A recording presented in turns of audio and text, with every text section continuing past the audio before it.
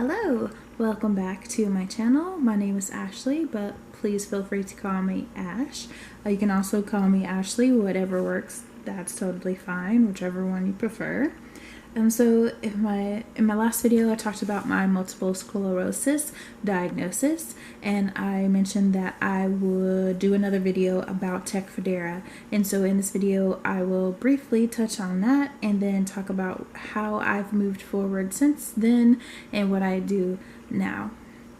So it took me a little bit of time to kind of research and decide what medication I wanted to take, because here's what I've learned about multiple sclerosis medicines. They're expensive, and there's not really a super great choice as far as side effects. There are some that are common and are better than others, but there's really a lot of information out there, and they affect people differently. And I mean, it's a hard thing to have MS, and both the neurologists that I've spoken to and even my general practitioner mentioned that multiple sclerosis medicine has been proven to slow down the progression of MS. So both the neurologists were like, we need to get you on some sort of medication. It's the best way to go. So again, it took me a while to kind of agree to that and to move forward with that. So if I remember correctly, I was diagnosed with MS in December of 2017. So by March of 2018, I went back to the neurologist in Atlanta, and we started Tecfidera. So the Tecfidera, the company that makes it is Biogen, and they use a Credo pharmacy or something. It's actually mailed to your house. At least it is the way I got it. I don't know if that's always the way it is. And Biogen has so much information on Tecfidera. The doctor gave me a packet. Both neurologists gave me a packet on Tecfidera. When you start taking Tecfidera, they'll send you even a bigger package of just all this information. They also have nurses call you and touch base with you. And this is in addition to my neurologist had his pharmacist call me, and we talked about things often. So two of the main side effects with Tecfidera are flushing, which is where your skin, particularly on your face and your chest, get really hot, and they also turn red, especially for someone like me who's super pale. And I did experience that.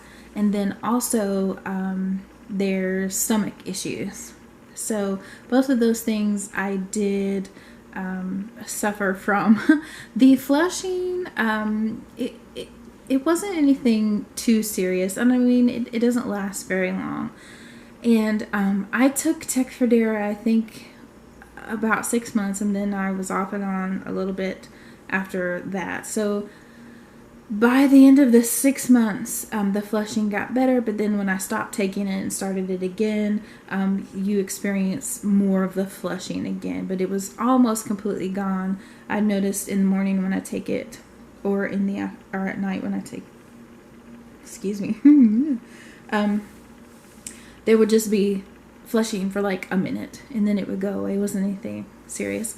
Now the stomach thing, though, the stomach pain, it was bad even after 6 months, and apparently that's not normal, and they actually prescribed some other medications to go along with that and help with that.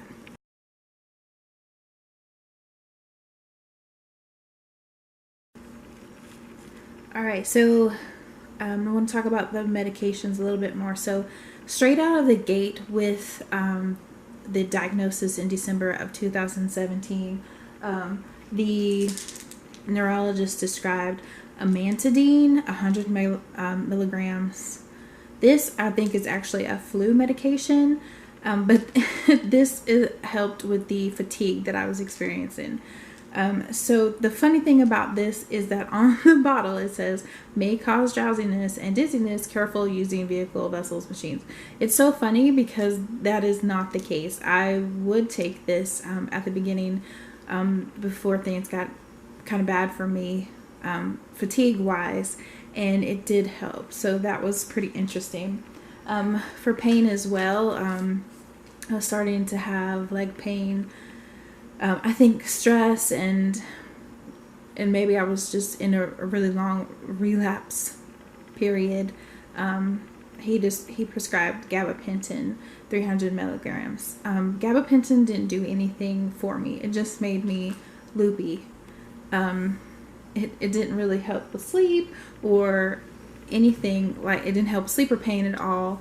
It just kind of gave me a high feeling, or loopy feeling, if you will. So then after starting Tecfidera, they recommend aspirin, non-coated, 325 milligrams. And so I picked up some from Walgreens to take for the flushing. It was supposed to help with that. So I believe, if I remember correctly, it's been a while, you take this like 30 minutes before you take the Tecfidera, and that's supposed to help with flushing. And then once we were like 6 months in and my stomach was really still hurting, I talked to the pharmacist at my neurologist, and she was like, hey, that's not really supposed to be happening. And so they put me on something temporary called, I'm going to butcher this, Montelukast SOD, 10 milligram tablet. I forgot what this was about. I mean, I'm all over the place right now. It says common brand Singular, which I believe Singular is an allergy medicine.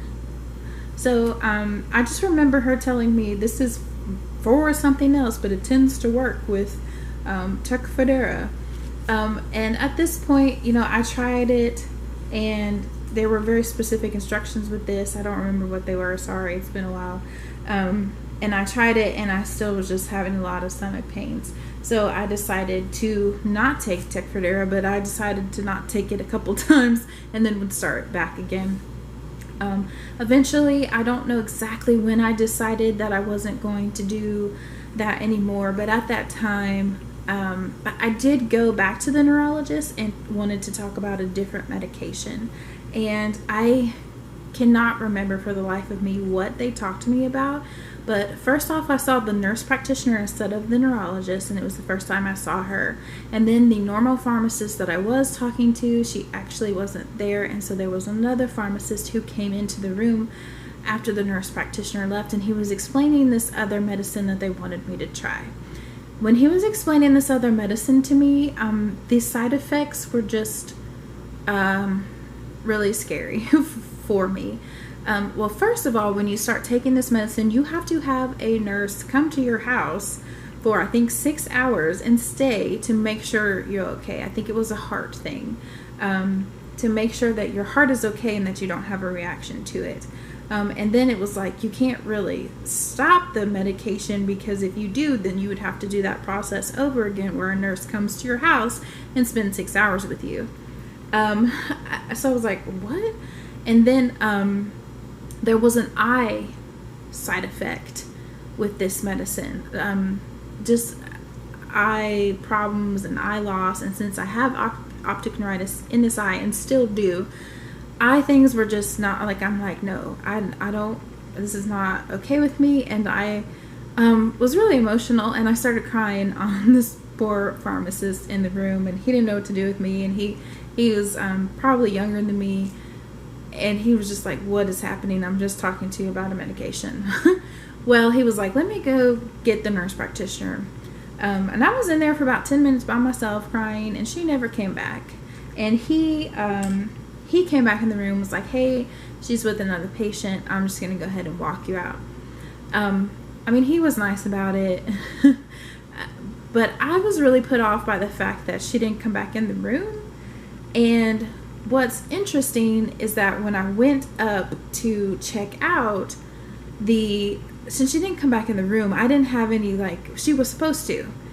I didn't have any guidelines as to when I was supposed to come back or anything like that. So the lady who was checking me out asked me, when are you supposed to come back? And I said, I don't know. She didn't talk to me about it. And so the lady at the front picks up the phone and calls the nurse practitioner and asks her. So, I mean, I don't know. Maybe they pick up the phone when they're in with a client, but usually I would say no, they're not picking up the phone when they're in with a client, and I was just told that she was. So, anyways, again, that left a bad taste in my mouth, and I was like, maybe I should go a different route, or maybe I should get another opinion, or maybe, I don't know. I was just like, I don't know, what else can I do at this point? So I already really wanted to find a general practitioner because I didn't have one in my area, and I wanted to see, you know, if I could find a good one, what their thoughts were, and if they had, like, if we could go down the avenues of, is this something else, not MS, or I don't know. I just wanted to see what else was out there. So I did find a general practitioner, and she they try to really help with nutrition, and they also do acupuncture, and they don't just throw medicine at you like some places do. And so this was really the avenue I wanted to go down. And so I went to see her, and she listened, and she really paid attention to what I was saying, and I was really, really super depressed by the time I went to see her. I don't remember exactly. I'm looking on this bottle to see if there's a date on here as to when I actually went to see her. So November, I'm gonna guess the first time I saw her based off of this prescription was in November of 2018. So something that happened with the MS, and I think it was stress and grief from having a diagnosis, and not being able to do all the things I could do before, because things got really, really bad for me. It was just like this perfect storm of I just kept getting worse. So the fatigue that hit me was really bad. There was just this heaviness in my body, and I couldn't do a lot. I, you know, had plans and commitments, and most of the time it was like, I can't make it, I'm sorry. And then pain started. So in my legs, especially at night, a pain that I have never felt before, that is just terrible. It also like kind of took different forms. Sometimes it was radiating and like tingly, but at the same time like piercing, and a lot of times too it would start like mid back and just go all the way down my back, the back of my legs, and through my legs, and just really, really bad. And sometimes it felt like muscle pain, but again, it would typically happen at night when I'm trying to sleep, and so I wouldn't end up sleeping, didn't get very much sleep at all. And then most of the time, early in the mornings, it finally was just so tired, and my body was, I was already fatigued, and my body was like, I can't do anything else. And so I would finally kind of crash, so to speak. Like I would just fall asleep through the pain. And I don't know if you guys have ever experienced pain, just a really, really bad ongoing pain, and lack of sleep and depression. But it is not a good thing to have all those things happening at once. And there was darkness. There was so much darkness at that time. And when you're at home, because you can't work, I missed a lot of work, and you're just there with your thoughts. You can't really move. Every time you move, things hurt, or you just don't want to move, but you can't really sleep because of the pain, and you're just again alone in your thoughts. It's unbearable, and it's hard, and you start to think about every single thing in your life that you think went wrong, or you could have done differently, or why do you have MS, and da da da da. And I am so glad during that time, that I have a relationship with Christ, because God is the one who kept me alive during that time, because things got so bad. And I the only hope that I had was in Christ, and moving forward, knowing that all these things happen for a reason, and that God has a plan for me. So there's that. So anyways, back to the general practitioner. She realized that I was really depressed, and so she was like, hey, before we start pain management or do anything else, I need to get you not depressed. And I was like, okay. And she was like, how about we get you on an antidepressant? So she actually prescribed Venlafaxine HCL 37.5 milligram tablet, common brand Effexor, I think that's how you say that. And that actually did help. I was able to sleep. Even if there was pain, I was able to sleep, which is something that wasn't happening, and I needed sleep. And then slowly things did get better. And I went back to see her, and she was like, hey, I don't really want to put you on a pain medication that you can get addicted to. So she actually continued this particular Venlafaxine Effexor for a little bit longer. She's like, that might help you. It's helping you sleep. Why don't we just keep doing that? And I'm like, okay. So I'm not taking that right now. I'm actually not taking anything. I don't like the idea of a Tecfidera and having to take medications for the side effects as well. It's just not, I'm just, like it doesn't sit well with me. So with all the research and everything, I realized that diet really does help people in so many different ways. And so that was what I decided to focus on, was no medicines and going the diet route. And so there is a nutritionist at my general practitioner's office. And so I have spoken to him. I haven't really moved forward with him because he wanted me to get off keto, and I was like, I'm not doing that. And before that, I was on paleo and decided to do keto mainly because of inflammation in the body. It's supposed to really help with inflammation. It's supposed to help your body heal. It's supposed to help your gut heal if you have leaky gut. It's supposed to help your nerves heal. There's so many things that keto is supposed to help your body do that I was like, I'm just going to try it. And in the process, so I'd say up until, I'm so bad with time, maybe April of 2019, this year, I went from a starting weight of 270 and pre-diabetic to down to 204 was my lowest weight that I got. I have since jumped back up a little bit. I had my wisdom teeth removed in June, and I had to have soft foods, and I just decided before that even that I wouldn't do keto for that time period. And so as of now, like 3 weeks ago, I started keto on steroids because I wanted to really jump back in it and get some more of this weight off. I did, like I said, gain some weight. So I got up to, when I started keto on steroids 3 weeks ago, I got back up to 237 pounds. And now I am at 223 as of this morning. So it is coming off again. And I want to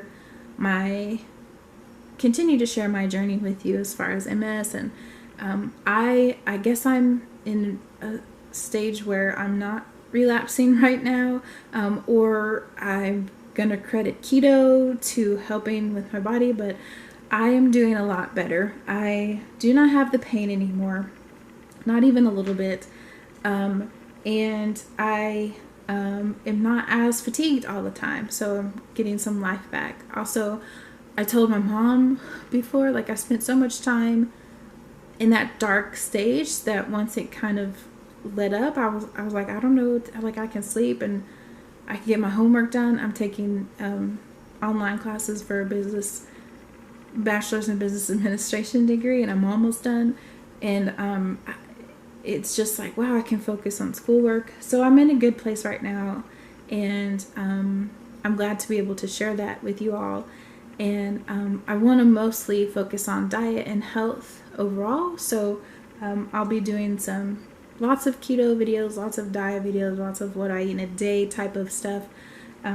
So thanks for watching if you've watched this whole video, and if there are some things that you want to see or any questions that you have, please feel free to reach out to me. You can comment below or you can email me. My email is in the description. Thanks again for watching. I appreciate you guys. Have a good day.